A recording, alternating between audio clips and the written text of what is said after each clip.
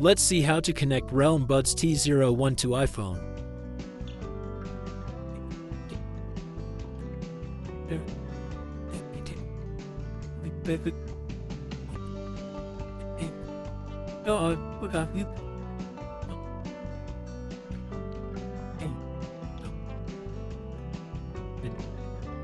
Bluetooth buds showing up on your iPhone.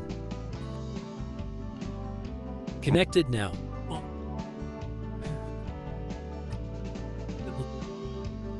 If your Bluetooth buds are not showing on your iPhone, then go to the second method.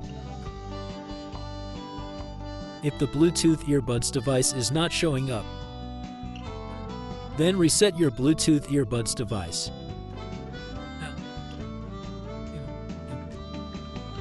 These are touch screen buttons. Press and hold the touch screen button on the earbuds for 10 seconds. Then your Bluetooth earbuds will be reset. Now your Bluetooth device is showing up on iPhone.